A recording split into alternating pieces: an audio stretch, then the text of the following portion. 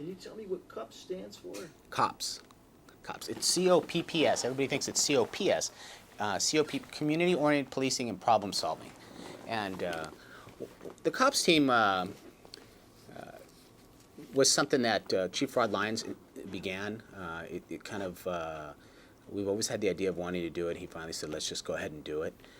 And I was the first person that was put in charge of organizing that team. And it has to be a jack of all trades. They do a little bit of everything. As some of the members have quoted, they do everything from weed to weeds, meaning they do everything from, let's say, narcotics to something as simple as a code enforcement lawn problem. They have become very good at being multifaceted in their approach to problem solving. And it's really important because it's not like they see a problem from the perspective of it's an enforcement issue, which traditionally the C.O.P.S have done. They look at it from a lot of different ways.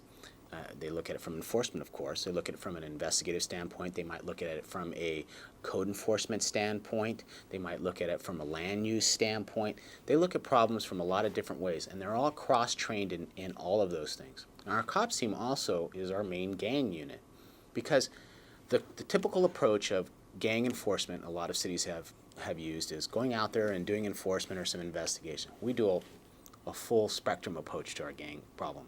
These people have to live someplace, you know what I mean? And generally where they live is oftentimes sources of problems. So if we're going to an area, and I'll give you a recent example. We had an area in our city, we had a growing gang problem. A growing gang problem from gangs outside of our community coming in. Our C.O.P.S team were involved, and of course they went at it from a couple different ways. They went over from the enforcement side, investigative side, what are these people up to? But they also found out that many of these gang members have moved in under Section 8 housing, and they were violating the terms and conditions of Section 8 housing.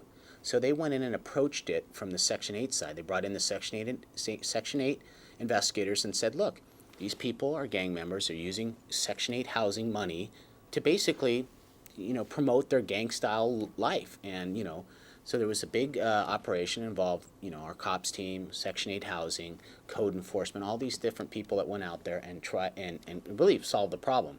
Because why should, the average citizen be paying for someone to live in a house and accept, federal and state money and promoting, criminal lifestyle? That's just ridiculous.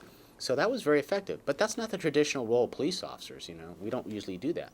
We spend a lot of time looking at all the different angles, and that's what made the difference. And so our C.O.P.S team does a little bit of everything, and they're very good at it. They work hand in hand with code enforcement, which is not part of the C.O.P.S team, but very much a partner to them.